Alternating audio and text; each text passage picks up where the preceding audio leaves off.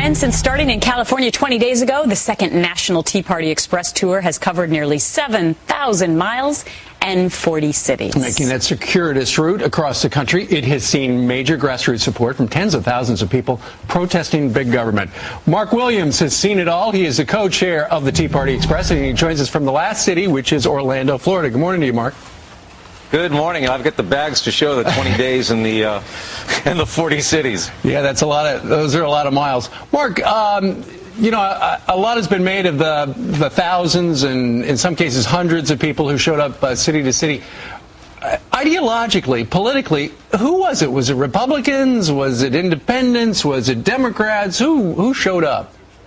All of the above. I mean, I would ask the crowds sometime, I would ask the Democrats in the crowd if the dancing queen, Barney Frank, really represented them, and Democrats would go, no! So people are feeling that, number one, both parties have been hijacked by professionals who don't represent the interest of the constituencies. And lots of people are bolting parties, but now something is happening. Instead of just bolting the parties, people are getting together at these tea parties and town halls, and there are lots of tea party groups out there, and coming up with creative ways to take back not just the government but the parties. And that vote last week in the middle of the night, Saturday, on the health care bill, gave them a list of 220 politicians to throw out of office this coming November. Very interesting, Mark. And one of the things you said about this Tea Party tour, this bus tour, was that it was a little different than the first one in the sense that you focused this time on small town USA, right? Yeah, we saw, I mean, little itty-bitty towns like Tonopah, Nevada, which is a little mining town of about 2,000 people. We had maybe 20% of the population show up at that. We wanted to go to places where we were asked to come. We had hundreds of requests, but we managed to narrow it down to 40.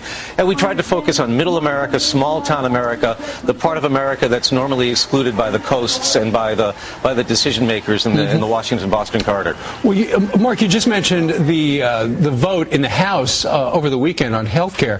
What about earlier during the Tea Party 2? And that would be where the state houses in both the Commonwealth of Virginia and in New Jersey returned from Democrat to Republican control. What did that do to the Tea Party people?